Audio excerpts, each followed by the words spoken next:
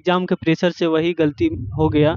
और यही है कि थोड़ा-सा साइंस का पोर्शन और देखते तो मेरा और बेहतर हो सकता था। आखिर आपका ये स्कोर क्या था?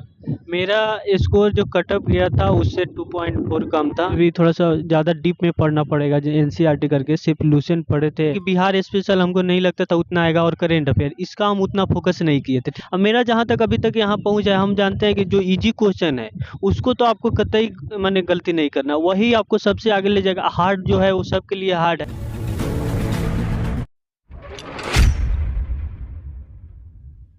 जय हिंद, जय मातृभूमि दोस्तों। पटना के गांधी मैदान से मैं कुछ सिंह आज़ाद भारत आप सभी का हार्दिक अभिनंदन करता हूं आपके अपने यूट्यूब चैनल पर। जी हां दोस्तों, यह पटना का वही ऐतिहासिक गांधी मैदान है जहां से हम लोगों ने अपने फिजिकल की शुरुआत की और यहां से सफलता की राह तक, मतलब उसके लक्ष्य तक पहुंचने में सफलता हासिल की दोस्तों। और यह हम लोगों का कहीं ना कहीं कर्मभूमि रहा है, और हमारा ही नहीं, हमारे जैसे बहुत सारे युवाओं का यह कर्मभूमि रहा है, और यहाँ से उन्होंने अपनी तैयारियां शुरू की। ऐसे कैंडिडेट से आज मैं मिलवाऊंगा जो इस बार बिहार दरोगा 1275 में थोड़े से के लिए चूक गए फाइनल मेरिट से। तो आखिर हम लोग इस वीडियो में जानेंगे, क्योंकि अक्सर होता है दोस्तों, हम लोग सफल इंसान को के बारे में तो जानते हैं कि भाई उनकी सफलता कैसे हुई, क्या हुई, लेकिन कभी कभी जो थोड़े से के लिए चूक जाते हैं तो हम उस पर ध्यान नहीं देते कि आखिर उनकी गलतियां कहाँ पर रह गई। तो बहुत हिम्मत के साथ आज हमारे साथ एक छात्र कहिए, एक छोटे भाई कहिए, हमारे साथ जुड़े हैं राहुल जी, और हमारे साथ हमारे मित्र हैं सूरज जी। सबसे पहले राहुल जी, आपका बहुत बहुत स्वागत है इस यूट्यूब चैनल पर। Thank you. आपसे जानना चाहेंगे राहुल जी कि आप जो इस बार बिहार दरोगा मेंस चूंकि परीक्षा दिए, फिजिकल ये सब किए और थोड़े से के लिए चूक गए, तो बताइएगा, हमारे जो भी युवा भाई बहन दोस्त हैं तो उनके बारे में बताइएगा कि आखिर आपका ये स्कोर क्या था? मेरा स्कोर जो कट ऑफ गया था उससे 2.4 कम था, यानी एक सही और क्वेश्चन होता और एक निगेटिव अगर कम होता तो मेरा इस बार मेरिट बन जाता। तो अच्छा, अब तो चूंकि इस परीक्षा को आप दे चुके हैं, थोड़े से के लिए सफलता हाथ लगी, खैर उससे निराश नहीं होना है, लेकिन आपसे बस स्ट्रेट फॉरवर्ड जानना चाहेंगे वो 2-3 पॉइंट्स जिसके कारण आपका ये मतलब थोड़े से के लिए सिलेक्शन नहीं हो पाया अंतिम रूप से, वो 2-3 पॉइंट को आप थोड़ा सा मेंशन। तो 3 पॉइंट वही था, थोड़ा ऑप्शन कन्फ्यूजन हो गया था, ठीक है। थोड़ा आदमी जानता था लेकिन एग्ज़ाम का प्रेशर के चलते थोड़ा ऑप्शन था उस लाइक। क्वेश्चन तो आदमी को पता था लेकिन ऑप्शन 2-3 को थोड़ा डिफ़िकल्ट था। 1-2 में कन्फ्यूजन था कि ये होगा, वो होगा।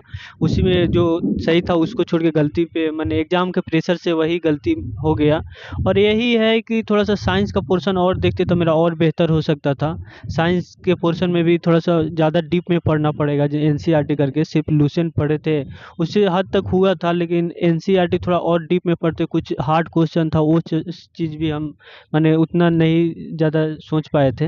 अच्छा, एक बात बताइए, जो अक्सर होता है, जो हम लोग युवा सोचते हैं खास करके तैयारी करने के दौरान कि भाई जो ये होता है ना कि टफ क्वेश्चंस पे ध्यान दो, बहुत सारे मतलब सेट प्रैक्टिस करो, तो आप जैसा कि बताएं कि आसान प्रश्नों को लेकर, तो आसान प्रश्नों को हमें इग्नोर नहीं करना चाहिए, है ना? जी, एक देखिए मेन इसका है कि आपका आसान क्वेश्चन जो आप पढ़े हैं उसमें गलती नहीं करना है, ठीक है? वही आप। और अक्सर जैसा कि हम देखते हैं दोस्तों कि आसान प्रश्नों के कारण ही कंफ्यूजन क्रिएट्स होते हैं। जैसे क्या होता है कि हम लोग उसको कभी-कभी ऐसा लगता है ना कि हमें याद है, चलिए ऑब्जेक्टिव में तो लगता है कि चलो ना, छोड़ो ना, ये आ रहा है, देखे नहीं, तो कभी-कभी ध्यान से नहीं देखते हैं, तो ऐसा भी होता है कि हम उसको छोड़ते जाते हैं और एग्जाम में आ गया तो फिर कंफ्यूजन क्रिएट्स हो जाते हैं ऑप्शन को लेकर। हाँ, हाँ, सही है, यही है। आदमी को कितना भी पढ़े उसको बार-बार रिवीजन ज़रूरी होता है। नहीं रिवीजन करने से वही कुछ दिन बाद आपको कन्फ्यूजन हो जाता है। वही एग्ज़ाम हॉल में अगर आप बैठते हैं तो वही होता है, ऑप्शन देख के आपको लगता है इसमें पढ़े थे कि 2 ऑप्शन में आपको ज़्यादा कन्फ्यूजन हो जाता है, उसी में मिस्टेक होने का। अब मेरा जहाँ तक अभी तक यहाँ पहुँच है, हम जानते हैं कि जो ईज़ी क्वेश्चन है उसको तो आपको कतई माने गलती नहीं करना, वही आपको सबसे आगे ले जाएगा। हार्ड जो है वो सबके लिए हार्ड है। बहुत फैक्ट की बात इन्होंने कही कि आसान प्रश्न जो है दोस्तों उसे गलती नहीं करनी है, लेकिन टफ जो होता है वो तो सभी के लिए टफ है, ठीक है। उसमें से किसी का 2-4 आगे पीछे सही गलत हो सकता है, लेकिन आप अगर आसान प्रश्नों को गलत करते हैं तो यानी सीधे पीछे रह जाते हैं। अच्छा, ये बताइएगा कि कौन से वैसे आपके 2-3 सब्जेक्ट भी कम से कम तो जरूर ऐसे वीक रहे होंगे जिस पर आपने शायद ध्यान नहीं दिया हो, तो इस ओर आपको असफलता हाथ लगी, थोड़े से के लिए मतलब चूक गए? देखिए, जहाँ तक मेरा था कि बिहार स्पेशल हमको नहीं लगता था उतना आएगा, और करेंट अफेयर इसका हम उतना फ़ोकस नहीं किए थे, ठीक है? उसमें मेरा 1-2 क्वेश्चन जो मिस्टेक हुआ, मैंने कहने का मतलब जानते थे कि मेंस में एथी करेंट अफेयर और बिहार स्पेशल से कम आते थे, ठीक है? तो उसको लेके आदमी उतना सजग नहीं था, लेकिन अब आपको हर सब्जेक्ट को पूरा लेके चलना है, ठीक है? कोई क्वेश्चन को कोई सब्जेक्ट को अवॉइड नहीं कर सकते हैं कि इसको छोड़ के इसको निकल जाते हैं इसको। वही मेरा था कि जो हम पिछला पैटर्न देखे थे उसमें करंट अफेयर का मैंने वेटेज कम था, ठीक है। तो उस पे हम ज़्यादा फोकस नहीं किए और यही सब लेके, और बिहार स्पेशल से भी ज़्यादा नहीं था। लेकिन अभी का इकोनॉमिक्स, ठीक है, ये सब का वेटेज पहले कम था, लेकिन अब इसका वेटेज बढ़ा दिया है और साइंस को थोड़ा सा डीप में पढ़ने का ज़रूरी था, ठीक है। अच्छा, ये बताइए अब क्या लगता है कि आपको बिहार दरोगा का जो बदलते पैटर्न है इसमें जैसे कि है कि करंट अफेयर्स को भी डाल दे रहा है, तो ऐसी उम्मीदें हैं कि अब आगे भी ऐसे प्रश्न आ सकते हैं। बिहार स्पेशल से भी 2-4 प्रश्न अगर देखने को मिल रहे हैं, तो उसको लेकर आपको क्या लगता है अगली बार के लिए कैसी तैयारी होगी? देखिए, अभी से जो पैटर्न शुरू हुई है, हमको लगता है आगे चल के यही पैटर्न माने माने बिहार स्पेशल हो गया, करंट अफेयर हो गया। जैसे आप पीटी में देखे होंगे, पहले इंग्लिश नहीं पूछता था, हिंदी नहीं पूछता था, उसमें 1-2 हिंदी 1-2 इंग्लिश डाल दे रहे हैं। उसी तरह मेंस में भी थोड़ा सा पैटर्न सेम नहीं करके देखिए, जैसे इकोनॉमिक्स का थोड़ा वेटेज बढ़ा रहा है, ठीक है, और इसी करके थोड़ा बहुत चेंज करा। और जबकि ऐसा होता है हम देखते हैं या हम अपनी तैयारी के दौरान भी कि इकोनॉमिक्स पे बहुत कम लोग आज भी कम बच्चे ध्यान देते हैं, जैसा कि हमारा भी था, आपका भी ऐसा? नहीं, हम भी यही सोचे थे कि इकोनॉमिक्स बस थोड़ा बहुत पढ़ लेंगे, उससे जो आएगा वो कर लेंगे, लेकिन अब वैसा नहीं रह गया। आपको हर सब्जेक्ट, अगर आपको मेरिट कंप्लीट करना है, ठीक है, तो उसको लेके आपको हर सब्जेक्ट को बढ़िया बेहतर तरीके से पढ़ना है और एग्ज़ाम के टाइम बेहतर तरीक़ा से रिवीजन कीजिए, ठीक है, तब आपका होगा कि हाँ, कन्फ्यूजन भी दूर होगा, आसान गलती नहीं होगा, ठीक है।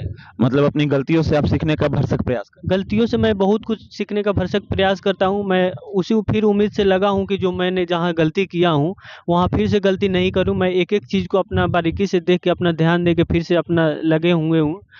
तो दोस्तों जैसा कि इनसे हम लोग जाने कि आखिर इनकी सफलता और असफलता के बीच की जो थोड़ी-सी जो एक खाई थी, उसका सबसे बड़ा कारण क्या था? तो हम लोग उम्मीद करते हैं कि अगली बार राहुल जी बहुत अच्छे तरीके से कमबैक करके आएँ और सफलता को हासिल करें और तमाम युवा जो बिहार से या इसके बाहर के जो भी हैं, जो बिहार दरोगा जैसी परीक्षाओं की तैयारी कर रहे हैं, बिहार एसआई बनना चाहते हैं, तो उनके लिए मेरी तरफ से एक छोटी-सी यही सलाह है दोस्तों कि आपको थोड़ी-सी जो असफलता हासिल लगी है थोड़े से के लिए, तो उसको लेकर निराश नहीं होना है। हम लोग भी कहीं न कहीं थोड़े से के लिए चूके हैं। हमारा भी कभी 2446 में थोड़े से के लिए कहीं चूके, जिस कारण अंतिम रूप से चयन नहीं हो पाया। तो वैसी कई सारे युवा हैं, तो क्या है कि हमें निराश नहीं होना है और अपनी सफलता के लिए दिन-रात कठिन परिश्रम करना है, तब तक जब तक हमें सफलता हाथ नहीं लग जाती है। तो इन्हीं शुभकामनाओं के साथ कि राहुल जी अगली बार सब इंस्पेक्टर बने और फिर मुझे अवसर मिले, तो इनका मैं वीडियो बनाऊँ आप सभी के साथ और सफल होने के बाद इनको आप सभी के साथ साझा करूं कि आखिर कैसे संघर्ष करके एक इंसान अपनी सफलता को प्राप्त करता है। तो राहुल जी आपका बहुत-बहुत थैंक यू सर, आपके यूट्यूब चैनल पे आके मैं आपका यूट्यूब चैनल बहुत दिन से फॉलो कर रहा हूँ, ठीक है। जैसे कि मैंने 2213 में आपको जब गांधी मैदान में फिजिकल के टाइम देखे थे, तब से आपसे जुड़े थे। उस टाइम सिलेक्शन आपका हुआ, तब से लेके आपका जो वीडियो देखते हैं तो बहुत मोटिवेट होते हैं हम। जब ये मेरा सौभाग्य है कि अगर छोटे भाई-बहन या जो भी हमारे साथ युवा जो हैं या जो हमारे साथ तैयारी करते थे, वो सब सफल हो रहे हैं और अगर उनमें अगर थोड़ी-सी भी अगर हमारी कोई भूमिका हो 1% भी, तो मैं अपने आप को बहुत सौभाग्यशाली समझता हूँ। Thank you sir. चलिए बहुत-बहुत धन्यवाद। जय हिंद, जय मातृभूमि, वंदे मातरम। धन्यवाद दोस्तों।